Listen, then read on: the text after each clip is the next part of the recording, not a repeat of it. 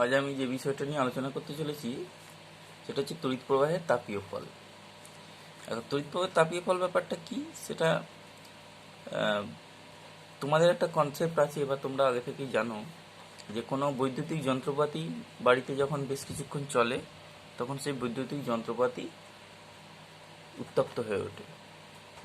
যে কোনো বৈদ্যুতিক যন্ত্রপাতি বেশ কিছুক্ষণ যদি চালিয়ে রাখা যায়, একটু সময় ধরে যদি চালিয়ে রাখা যায়, তাহলে সেগুলো উত্তপ্ত হয়ে ওঠে। এই ব্যাপারটাই হচ্ছে তড়িৎ প্রবাহের তাপীয় ফল। অর্থাৎ কি, যখন কোনো পরিবাহীর মধ্য দিয়ে তড়িৎ প্রবাহিত হয় তখন পরিবাহীটা উত্তপ্ত হয়ে ওঠে। এই তড়িৎ প্রবাহের ফলে পরিবাহী উত্তপ্ত হওয়ার যে ঘটনা, এটাই তড়িৎ প্রবাহের তাপীয় ফল। এখন এর ব্যাখ্যাটা কি, মানে কি কারণে হতে পারে, একটু সিম্পল বলছি ছোট করে ব্যাখ্যাটা। সেটা হচ্ছে, যখন কোনো পরিবাহী তারের মধ্য দিয়ে তড়িৎ প্রবাহিত হয় তখন পরিবাহী তারের মধ্যে যে মুক্ত ইলেকট্রনগুলো গতিশীল থাকে সেগুলো যাওয়ার সময় ওই পরিবাহীর বিভিন্ন অণু পরমাণুর সঙ্গে অনবরত ধাক্কা খায়। এইভাবে ধাক্কা খাওয়ার ফলে অণুগুলোর গতিশক্তি বৃদ্ধি পেতে থাকে এবং এই বৃদ্ধিপ্রাপ্ত গতিশক্তি তাপশক্তিতে পরিবর্তিত হয়ে যায়। এর ফলে পরিবাহী উত্তপ্ত হয়ে ওঠে। এটাই সিম্পল ঘটনা, যে এইভাবেই আমরা তড়িৎ প্রবাহ হলে পরিবাহীকে উত্তপ্ত হতে দেখি।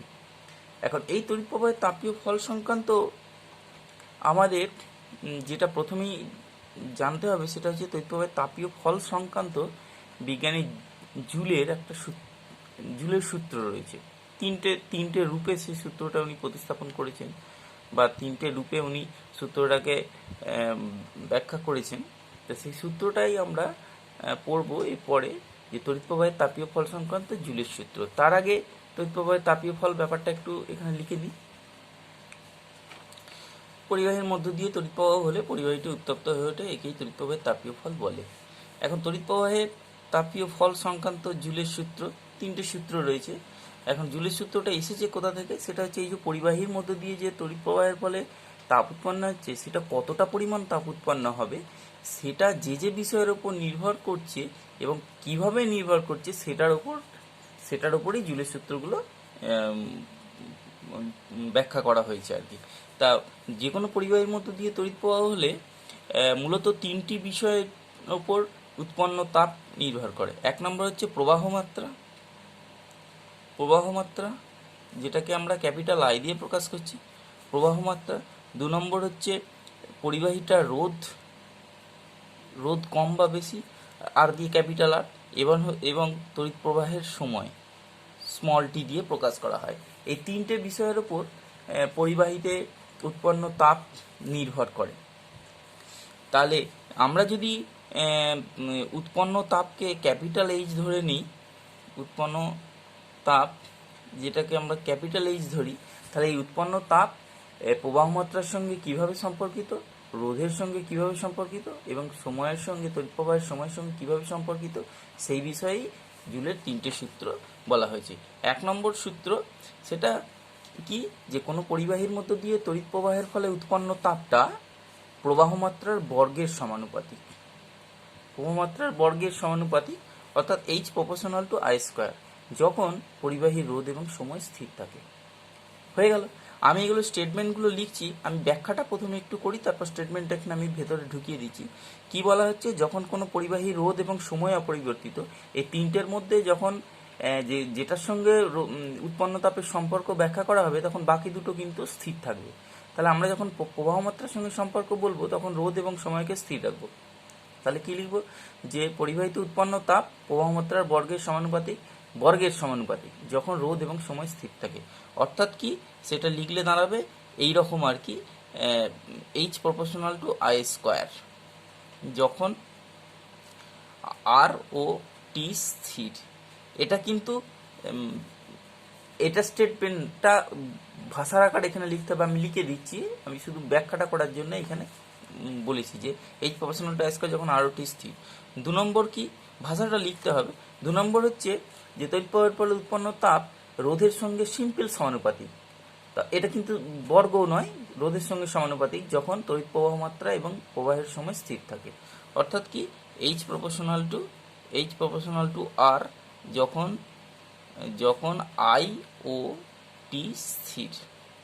এটা 2 নম্বর সূত্র জুলের।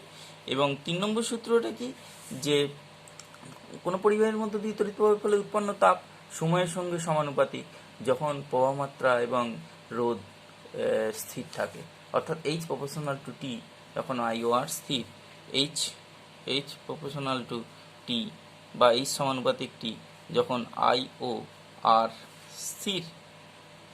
তাহলে এগুলো ভাষাটা আমি লিখে নিচ্ছি, ভাষাটা লিখে নেওয়ার পর এই ব্যাখ্যাটা দিতে হয়, ভাষাটা আমি লিখে দিচ্ছি। দেখো 1 নম্বরটা, কোনো পরিবাহীতে তড়িৎ প্রবাহের ফলে উৎপন্ন তাপ প্রবাহমাত্রার বর্গের সমানুপাতিক যখন রোধ ও সময় স্থির থাকে, H proportional to I square যখন আর ও টি স্থির। 2 নম্বর, কোনো পরিবাহীতে তড়িৎ প্রবাহের ফলে উৎপন্ন তাপ, যেটাকে আমরা ক্যাপিটাল এইচ ধরেছি, রোধের সমানুপাতিক, শুধু সিম্পল সমানুপাতিক, রোধের বর্গ কিন্তু নয়, মনে রাখতে হবে এটা, রোধের সমানুপাতিক যখন প্রবাহমাত্রা ও সময় স্থির, এইচ প্রপোর্শনাল টু আর যখন আই ও টি স্থির। এবং 3 নম্বর, কোনো পরিবাহীতে তড়িৎ প্রবাহের ফলে উৎপন্ন তাপ তড়িৎ প্রবাহ কালের সমানুপাতিক, তড়িৎ প্রবাহ কাল মানে তড়িৎ প্রবাহের সময় আর কি, তড়িৎ প্রবাহ কতক্ষণ ধরে তড়িৎ প্রবাহ হচ্ছে সেই সময়টাকে তড়িৎ প্রবাহ কাল বলা হচ্ছে, তড়িৎ প্রবাহ কালের সমানুপাতিক যখন প্রবাহ মাত্রা ও রোধ স্থির থাকে। এগুলো হচ্ছে জুল সূত্রের আমাদের স্টেটমেন্ট।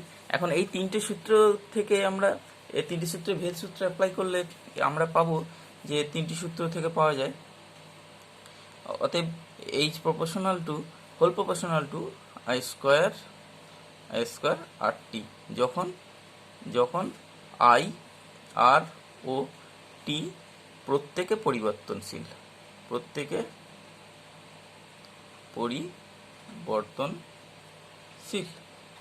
তাহলে এইটা তখন বুঝবে। এবং আমরা ভেদ সূত্রে যখন সমান চিহ্ন দিই তখন এখান থেকে আমরা লিখতে পারি H is equal to I square R T by J. তাহলে এই সূত্রে দেখতে পাচ্ছ 1/j into I square R T. তাহলে এখানে 1/j হচ্ছে একটা সমানুপাতিক ধ্রুবক নেওয়া হয়েছে, সমানুপাতিক ধ্রুবক। সাধারণত আমরা সমানুপাতিক ধ্রুবকগুলোকে কে ধরে থাকি, এক্ষেত্রে বিভিন্ন বিশেষ ক্ষেত্রে আমাদের বিশেষ আমাদের সংখ্যা ধরতে হয়। এক্ষেত্রে ধ্রুবকটা হচ্ছে 1/j, যেখানে 1/j হলো সমানুপাতিক ধ্রুবক এবং যে এই ধ্রুবকটাকে বলা হয় তাপের যান্ত্রিক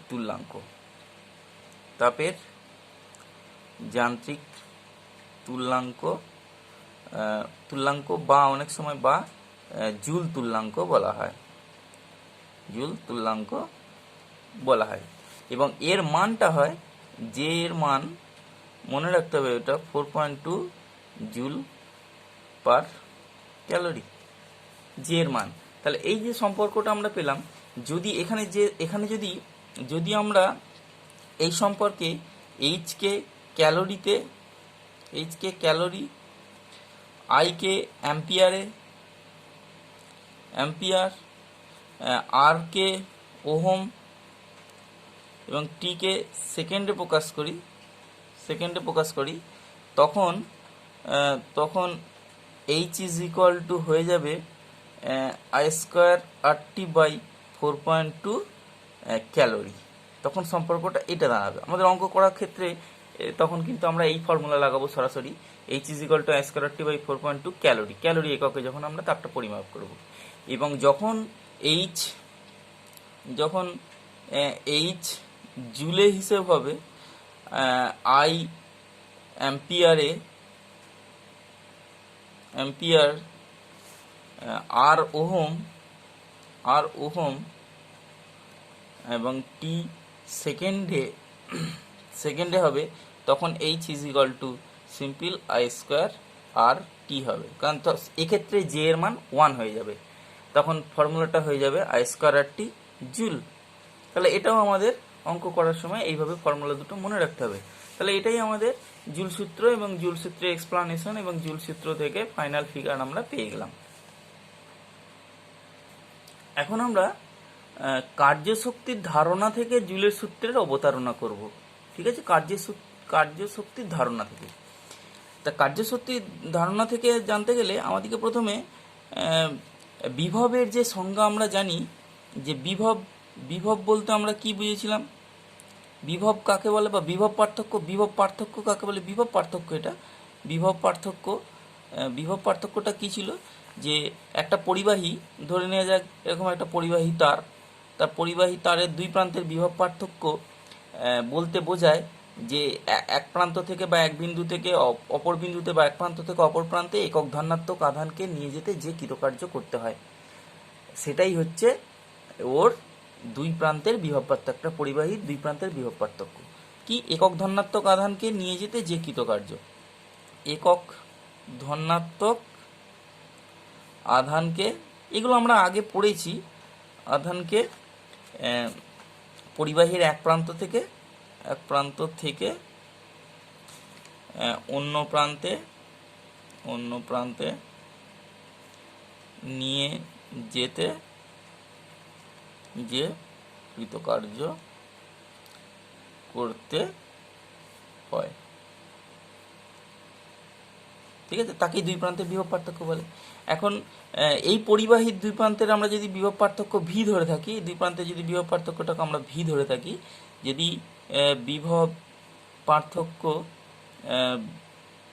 পার্থক্য ভি ধরা হয়, তাহলে আমরা বিভব পার্থক্যের সংজ্ঞা থেকে লিখতে পারি যে এই পরিবাহীর এক প্রান্ত থেকে অন্য প্রান্তে 1 কুলম তড়িৎ আধানকে নিয়ে যেতে একক ধনাত্মক, তাহলে আমি যখন এসআই পদ্ধতিতে এটা আলোচনা করব তখন 1 কুলম তড়িৎ আধানকে এক প্রান্ত থেকে অন্য প্রান্ততে নিয়ে যেতে ভি জুল পরিমাণ কার্য করতে হয়, ঠিক আছে।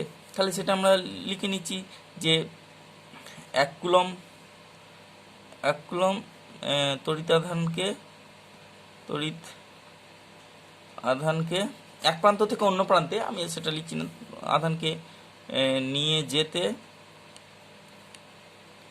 কৃতকার্য সমান ভি জুল, যেহেতু বিভব পার্থক্য আমি ভি ধরেছি। তাহলে আমরা ধরে নিলাম যে কিউ পরিমাণ আধানকে এক প্রান্ত থেকে অন্য প্রান্তে নিয়ে যেতে চাইছি, তাহলে কিউ কুলম তড়িৎ আধানকে নিয়ে যেতে কৃতকার্য, সেটা যদি আমরা ডব্লিউ ধরে থাকি তাহলে সেটা কি হবে, ভি ইন্টু কিউ জুল হবে। তাহলে অতএব আমরা এখান থেকে কি পেলাম, যে কিউ পরিমাণ আধানকে পরিবারের এক প্রান্ত থেকে অন্য প্রান্তে নিয়ে যেতে আমাদের ভিকিউ জুল পরিমাণ কার্য করতে হবে। এখন আমরা এগুলো আগের যে সম্পর্ক জানি, সেই সম্পর্কগুলো যদি আমরা এখানে বসাই, আমরা ওহম সূত্র থেকে জানি ভি সমান আইআর, এটা ওহম সূত্র থেকে জানি, ওহম সূত্র, হ্যাঁ। এবং আমরা আরেকটা সম্পর্ক জানি যে আধানের সঙ্গে তড়িৎ আধানের সঙ্গে প্রবাহমাত্রার সম্পর্ক Q is equal to IT, তড়িৎ প্রবাহমাত্রা এবং আধানের মধ্যে সম্পর্ক I is equal to Q by T ছিল। তাহলে এই দুটো সূত্র আমরা যখন এখানে পুট করে দেবো, তাহলে দেখো আই আর এখানে বসালাম ভি এর জায়গায়, ইন্টু কিউ এর জায়গায় বসালাম আইটি, তাহলে এটা আমার কি দাঁড়িয়ে গেল, আই এ স্কোয়ার আর টি। এটা জুল, কিন্তু এখানে কিন্তু জুল কথাটা লিখতে হবে, কারণ এটা আমরা জুলই হবে, এখান থেকে জুল হিসাবেই আসছে।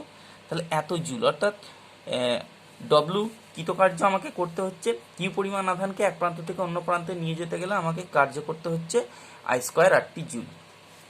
এখন এই পরিমাণ কার্যটাই তাপশক্তি হিসাবে পরিবর্তিত হয়ে যাবে ওই পরিবাহী তারের মধ্যে।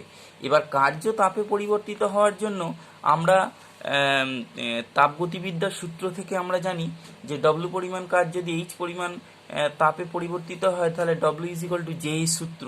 তাহলে তাপগতিবিদ্যার সেটা আমরা সূত্র জানি, তাহলে সেটাকে আমরা লিখব যে কার্য ও তাপের তুল্যতা অনুযায়ী আমরা জানি W is equal two J H, যেখানে জে হচ্ছে তাপের যান্ত্রিক তুল্যাঙ্ক, বা অনেক সময় জুল তুল্যাঙ্ক বলা হয়, জুল তুল্যাঙ্ক, এবং এর মান 4.2 জুল পার ক্যালোরি, ঠিক আছে। W equal to J H, এবং এইচ হচ্ছে উৎপন্ন তাপ, মানে ডব্লিউ পরিমাণ কার্য করার ফলে উৎপন্ন তাপ এইচ। তাহলে এখান থেকে আমরা W equal to J H পেয়ে গেলে ওর এখান থেকে এইচ ইজ ইকুয়াল টু পেয়ে যাবো ডব্লিউ বাই জে। এখন ডব্লিউ আমাদের উৎপন্ন হয়েছে এইটা, তাহলে I square R T by J সমান I square R T by 4.2, এটা ক্যালোরি হয়ে যাবে যখন আমরা জে এর মানটা বসিয়ে দেবো। এটা জুল পার ক্যালোরি আর এটা জুল, আই স্কোয়ার আর টিটা জুল, তাহলে জুল পার ক্যালোরি জুল কেটে যে আমার এটা ক্যালোরি দাঁড়িয়ে যাবে। তাহলে তখন উৎপন্ন তাপ এইচ ইজ ইকুয়াল টু এইরকম ফিগার এসে যাবে, H is equal to I square R T by 4.2 joule. আর এটাই তো আমাদের জুল সূত্র ছিল না, সিজিএস পদ্ধতি অনুযায়ী বা যখন ক্যালোরিটা আমরা নির্ণয় করব তখন এটাই ছিল আমাদের জুল সূত্রের ফিগার। তাহলে আমরা এটাই লিখব যে এটি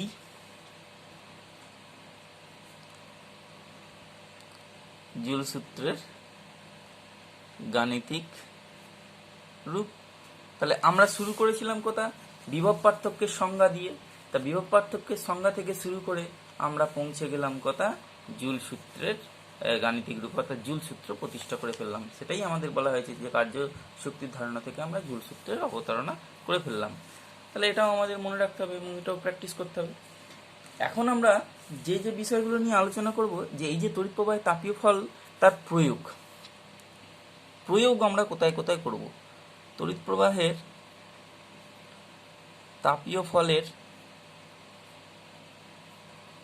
প্রয়োগ আমরা বাস্তব জীবনে প্রতিদিনই প্রায় দেখে থাকি এবং প্রতিনিয়ত আমাদের এটা আমরা প্রয়োগ করে থাকি। যে তড়িৎ প্রবাহে তাপীয় ফলের প্রয়োগ কোথায় করব, অর্থাৎ তড়িৎ প্রবাহ হলে তাপ উৎপন্ন হবে এবং সেটাকে সেই উৎপন্ন তাপটাকে আমরা কোথায় কাজে লাগাচ্ছি বাস্তব জীবনে। আমরা জানি 1 নম্বর আমি বলছি যে ইলেকট্রিক আমাদের যে ইস্ত্রিটা রয়েছে, প্রত্যেকের বাড়িতেই প্রায় রয়েছে ইলেকট্রিক ইস্ত্রি। এইখানে কিন্তু তড়িৎ প্রবাহে তাপীয় ফলটাকেই মূলত কাজে লাগানো হয়। কি করা হয়, যে এখানে একটা অভ্রের গোল চাকতির ওপরে নাইক্রোম তারের একটা কুণ্ডলীকে অভ্রের চাকতির ওপর বসানো থাকে। এখন এই নাইক্রোম তারের কুণ্ডলীটার দেওয়ার সুবিধাটা কি, সেটা হচ্ছে নাইক্রোম এমন এটা একটা সংকর ধাতু, এটা নিকেল, ক্রোমিয়াম এবং লোহা নিয়ে তৈরি নাইক্রোম। তা সেই সংকর ধাতুটা, এটা হচ্ছে নিকেল, ক্রোমিয়াম এবং লোহার সংকর ধাতু। এই যে সংকর ধাতু নাইক্রোম তার, এর কিন্তু রোধাঙ্ক খুব বেশি, রোধাঙ্ক তথা রোধ খুব বেশি। এর ফলে কি হয়, রোধ বেশি হওয়ার জন্য এই যে এই ফর্মুলা অনুযায়ী তাপ উৎপন্ন হবে বেশি। ফলে কি হবে, প্রচণ্ড উত্তপ্ত হয়ে যাবে ওই নাইক্রোম তার। প্রচণ্ড উত্তপ্ত হয়ে যাওয়ার ফলে ওই অভ্রের চাকতির নিচে যে ধাতব প্লেট রয়েছে সেটাকে উত্তপ্ত করে দেবে এবং সেই উত্তপ্ত ধাতব প্লেটই আমরা জামা কাপড়ের উপর ঘষতে থাকবো, ফলে জামা কাপড়ে আমরা ইস্ত্রি করছি বলে থাকি। তাহলে এই যে নাইক্রোম তারটাকে উত্তপ্ত হয়ে যাওয়ার ফলে প্রচণ্ড তাপ উৎপন্ন হচ্ছে, সেই তাপে ইস্ত্রি গরম হয়ে যাচ্ছে বা ইস্ত্রির ধাতব প্লেট গরম হয়ে যাচ্ছে। সেটাই কিন্তু একটা ইলেকট্রিক ইস্ত্রির মূল প্রয়োগ, অর্থাৎ তড়িৎ প্রবাহের তাপীয় ফলটাকেই আমরা এখানে কাজে লাগাতে পারছি।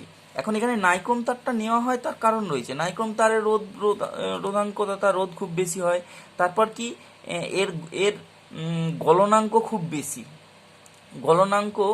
বেশি, অর্থাৎ এমন তাপ উৎপন্ন হবে যে তাপে কিন্তু ও গলে যাবে না, চট করে গলে যাবে না, উৎপন্ন হওয়ার পরে গলে যাবে মানে কেটে যাবে না তারটা। তারপর কি, এটা বায়ুর অক্সিজেনের সঙ্গে O2 এর সহিত O2 দ্বারা জারিত হয় না, ফলে লংজিভিটি বেশি হয়। তাহলে এই সমস্ত কারণগুলোর জন্য আমরা নাইক্রোম ব্যবহার করে থাকি ইলেকট্রিক ইস্ত্রিতে। তাহলে এই নাইক্রোম তারটা মূলত উত্তপ্ত হয়ে তাপ উৎপন্ন করে এবং সেই তাপেই আমাদের ইস্ত্রির কাজটা হয়ে থাকে। এছাড়া আমরা রয়েছে হিটার। আমরা যদিও বর্তমানে হিটারের ব্যবহার ইলেকট্রিক ইউনিটের দাম বাড়ার ফলে হিটারের ব্যবহার কম আছে, তবু হিটারটাকে আমরা মনে রাখতে পারি যে এরকম অভ্রের গোল চাকতির মধ্যে এরকমভাবে নাইক্রোম তারটাকে এইভাবে স্প্রিংয়ের মতো এইভাবে বাঁকিয়ে বাঁকিয়ে এইভাবে বাঁকিয়ে বাঁকিয়ে রাখা থাকে আর কি। এরকম একটা চাকতির মধ্যে এইভাবে রাখা থাকে,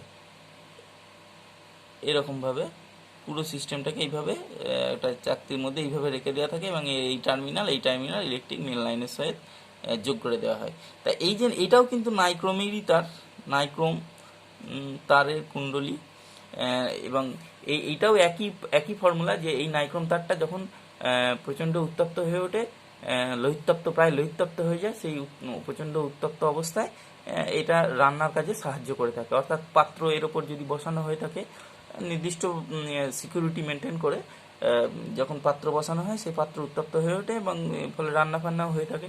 এই হিটার কিন্তু মূল মূল এর কার্যনীতি হচ্ছে তড়িৎ প্রবাহের তাপীয় ফল। তাহলে এটা গেল আমাদের হিটার। এরপর আমরা আসবো সেটা আমাদের প্রত্যেক দিনই প্রায় দেখতে হয়, সেটা হচ্ছে বৈদ্যুতিক বাল্ব। এটাও আমরা জানি যে এরকম একটা বৈদ্যুতিক বাল্ব আমাদের কনসেপ্ট রয়েছে সবারই, যে এরকমভাবে একটা বৈদ্যুতিক বাল্ব, এরকম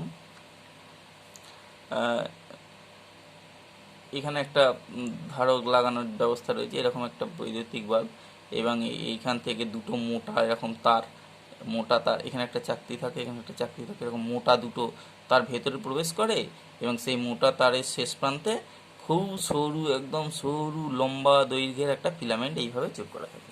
এবার এইটা যখন আমরা কোনো বহির্বর্তনীতে যোগ করি, তখন এটা ফিলামেন্টটা এত বেশি উত্তপ্ত হয়ে ওঠে যে এটা শ্বেততপ্ত অবস্থায় আলো বিকিরণ করতে থাকে।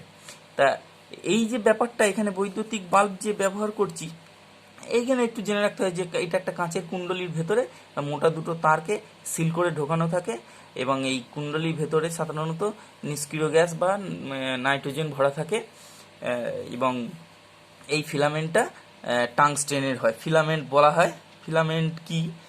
ফিলামেন্ট হচ্ছে বাল্বের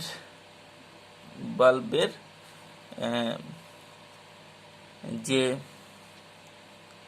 সরু তারের কুণ্ডলী থাকে, বাল্বের যে সরু তারের কুণ্ডলী থাকে তাকে বলা হয় ফিলামেন্ট।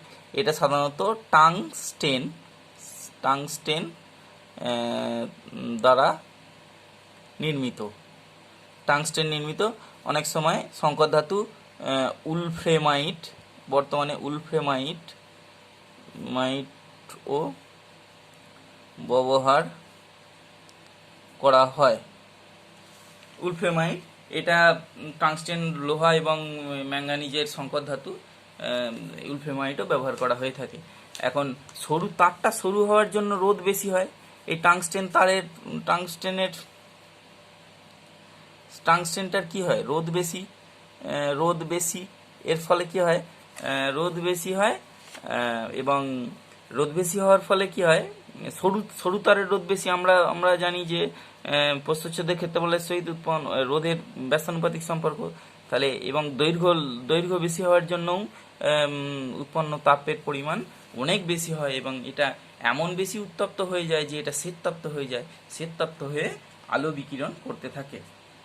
তাহলে এটা আমাদের বৈদ্যুতিক বাল্ব সম্পর্কে একটা সাধারণ কনসেপ্ট। এখানে আমাদের প্রশ্ন পড়তে পারে ফিলামেন্ট কাকে বলে, ফিলামেন্টটা সরু কেন নেওয়া হয়, ফিলামেন্টটা লম্বা কেন নেওয়া হয়, ভেতরে নিষ্ক্রিয় গ্যাস কেন ভরা থাকে। নিষ্ক্রিয় গ্যাস বা নাইট্রোজেন ভরা থাকে কারণ ওই যাতে করে ফিলামেন্টটার লংজিভিটি বাড়ে, ফিলামেন্টটা যাতে জারণ ঘটে ক্ষয়প্রাপ্ত না হয়, সেই জন্য ভরা থাকে।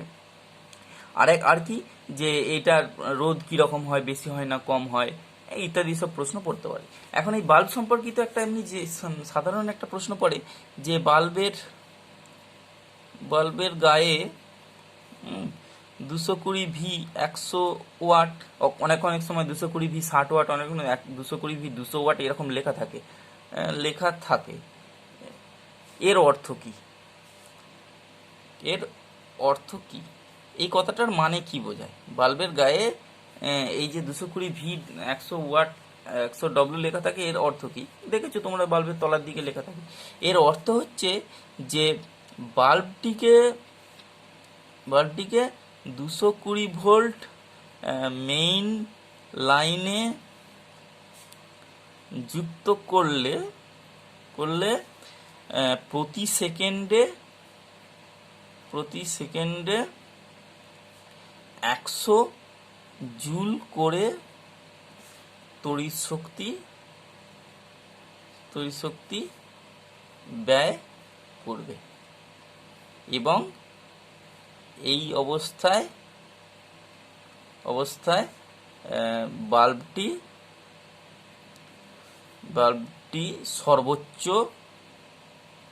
সর্বোচ্চ উজ্জ্বলতায় জ্বলতে থাকবে। অর্থাৎ 220 ভোল্ট মেন লাইনে যোগ করলে সর্বোচ্চ উজ্জ্বলতায় জ্বলবে এবং তখন প্রতি সেকেন্ডে 100 জুল করে তড়িৎ শক্তি খরচ করবে। এটাই এর সিগনিফিক্যান্ট বা এই বক্তব্যটা বা এটা যে স্ট্যাম্পটা দেওয়া থাকে তার মানে বোঝানো হয়। এটা আমাদেরকে একটু বুঝে নিতে হবে। এরপরে আরেকটা জিনিস হয় বৈদ্যুতিক বাল্ব, এটা 3 নম্বর ছিল। এরপর আছে আমাদের ফিউজ তার। এটাও আমাদের সার্কিটে ব্যবহার করা হয় মেন লাইনের সহিত। মেন লাইনে শ্রেণী সমবায়ে যোগ করা থাকে, শ্রেণী সমবায়ে যুক্ত করা থাকে। এইটা সাধারণত ফিউজ তারটা কি প্রথমে তৈরি করা হয় কি টিন 25% এবং সীসা 75%। টিন ও সীসা এর হচ্ছে সংকর ধাতুর তৈরি ফিউজ তারটা আর কি। ফিউজ তারটা কিসের তৈরি এটা? এখন এই যে ফিউজ তারটা মেন লাইনের সহিত এরকমভাবে মনে করো এটা মেন লাইন আসছে, তাহলে এখানে একটা ফিউজ তার এরকমভাবে যুক্ত করা থাকে, দিয়ে এটা লাইনটা এরকম বেরিয়ে যায়, এটা ফিউজ তার। এখন এই ফিউজ তারটা কেন আমাদের ব্যবহার করা হয়? বাড়িতে কোনো গৃহবর্তনীতে কোনো বৈদ্যুতিক যন্ত্রপাতিতে লাইন ঢোকার আগে কিন্তু ফিউজ তারটা ব্যবহার করা। এই ফিউজ তারটা এরকমই, এই ফিউজ তারটা সাধারণত গলনাঙ্ক কম হয়, রোধ বেশি গলনাঙ্ক কম। তার রোধ বেশি গলনাঙ্ক কম হওয়ার জন্য আমাদেরকে এটা মনে রাখতে হবে, রোধ বেশি এবং গলনাঙ্ক কম। এর ফলে কি হয়, এর মধ্য দিয়ে একটা নির্দিষ্ট পরিমাণে তড়িৎ প্রবাহই হতে পারে। যখন অতিরিক্ত পরিমাণ তড়িৎ প্রবাহ হয়, সেই তড়িৎ প্রবাহের ফলে তারটা এতটা বেশি উত্তপ্ত হয়ে যায় যে তারটা মাঝখানে গলে যায়, কেটে যায়। ফলে কি হয়, বর্তনী বিচ্ছিন্ন হয়ে ফলে অতিরিক্ত পরিমাণ তড়িৎ প্রবাহ যখন এর মধ্যে দিয়ে পাস করতে চাইবে, এ কেটে বর্তনী বিচ্ছিন্ন করে বাড়ির যে গৃহবর্তনীতে যে সমস্ত বৈদ্যুতিক যন্ত্রপাতিগুলো রয়েছে সেগুলোকে সেভ করে দেবে। সেই জন্য ফিউজ তারকে আমরা কোনো বৈদ্যুতিক যন্ত্রপাতির আগে লাগিয়ে রাখি। এখন এই যে ফিউজ তারটা ব্যবহার করা হচ্ছে, সেই ফিউজ তারটা রেটিং রয়েছে। অর্থাৎ এই ফিউজ তার ইচ্ছা মতো যেখানে খুশি যা খুশি লাগানো যায় না। এই ফিউজ তার আমি কোন বৈদ্যুতিক যন্ত্রপাতির জন্য ব্যবহার করছি, সেই বৈদ্যুতিক যন্ত্রপাতি সর্বাধিক কতটা পরিমাণ তড়িৎ প্রবাহ নিতে পারে সেই অনুযায়ী এখানে ফিউজ তার লাগানো হয়। সার্কিটে ওই বৈদ্যুতিক যন্ত্রপাতির আগেতে মানে তড়িৎ প্রবাহ ঢোকার আগে মেন লাইনের সহিত শ্রেণী সমবায়ে ফিউজ তারটা ব্যবহার করা হয়ে থাকে। সাধারণত একটা বৈদ্যুতিক যন্ত্রপাতি যতটা সর্বাধিক তড়িৎ প্রবাহ নিতে পারে, তড়িৎ প্রবাহে চলতে পারে, ফিউজ তারটা কিন্তু তার চেয়ে একটু কম সামর্থ্যযুক্ত নেওয়া হয়ে থাকে। তাহলে এইটা গেল ফিউজ তার সম্পর্কে কনসেপ্ট। তাহলে গৃহবর্তনীকে অতিরিক্ত শর্ট সার্কিটজনিত বা অতিরিক্ত তড়িৎ প্রবাহজনিত দুর্ঘটনার হাত থেকে রক্ষা করার জন্য আমরা বৈদ্যুতিক মেন লাইনে শ্রেণী সমবায়ে ফিউজ তার ব্যবহার করে থাকি এবং ফিউজ তারটা রোধ বেশি গলনাঙ্ক কম। এর ফলে অতিরিক্ত তড়িৎ প্রবাহ যখনই হতে যাবে তখন এটা এতটাই উত্তপ্ত হয়ে যাবে যে গলে যাবে এবং গলে যাওয়ার ফলে কেটে যেয়ে বর্তনী বিচ্ছিন্ন করে দেবে। এখন এখানে একটা প্রশ্ন এরকম পড়ে যে একটা ফিউজ তারের রেটিং 5A বলতে কি বোঝায়? মানে এরকম 5A ফিউজ তার বলতে কি বোঝায়, এরকম একটা প্রশ্ন। এটা আর কিছুই নয় যে 5A ফিউজ তার বলতে বোঝায় যে ওই তারের মধ্য দিয়ে সর্বাধিক 5 অ্যাম্পিয়ার তড়িৎ প্রবাহ হতে পারে। এর চেয়ে বেশি প্রবাহ হলে তারটি গলে গিয়ে বর্তনী ছিন্ন করে দেবে, ফলে বাড়ির অন্যান্য যন্ত্রপাতিগুলো সেভ হয়ে যাবে। তাহলে আমরা ফিউজ তার, এটাও কিন্তু তড়িৎ প্রবাহের তাপীয় ফলেরই প্রয়োগ, কারণ তাপটা উৎপন্ন হচ্ছে বলেই, অতিরিক্ত তাপ উৎপন্ন হবে বলেই তার কেটে যাবে, গলনাঙ্কের চেয়ে বেশি উষ্ণতায় গলে যাবে, ফলে বাড়িতে মেন লাইনে বাড়ির যে বৈদ্যুতিক যন্ত্রপাতিগুলো বাড়িতে রয়েছে সেগুলোতে তড়িৎটা পৌঁছাতে পারবে না, তার আগেই ফিউজ তার নিজে গলে যেয়ে বাড়ির গৃহবর্তনিক যন্ত্রপাতিগুলোকে রক্ষা করে দেবে। তাহলে এটাও কিন্তু তড়িৎ প্রবাহের তাপীয় ফলের একটা প্রয়োগ। এবং ফিউজ সম্পর্কিত এরকম প্রশ্ন যে ফিউজ তার কিসের তৈরি হয়, কোন কোন উপাদান নিয়ে তৈরি, কত পার্সেন্ট হিসাবে কোন কোন উপাদান থাকে, রোধ এবং গলনাঙ্কের ব্যাপারটা, যে ফিউজ তারের বৈশিষ্ট্য কী কী রয়েছে, এইসব প্রশ্ন আসতে পারে। 5 অ্যাম্পিয়ার ফিউজ তার বলতে কী বোঝায়, ঠিক আছে, বা ফিউজ তারের রেটিং বলতে কী বোঝায়, এই সমস্ত প্রশ্ন আসতে পারে, আমাদের এগুলো মনে রাখতে হবে। তাহলে আমরা আজকে এটা তড়িৎ প্রবাহের তাপীয় ফল কাকে বলে এবং তড়িৎ প্রবাহের তাপীয় ফল সংক্রান্ত অন্যান্য বিষয়ে আলোচনা করলাম।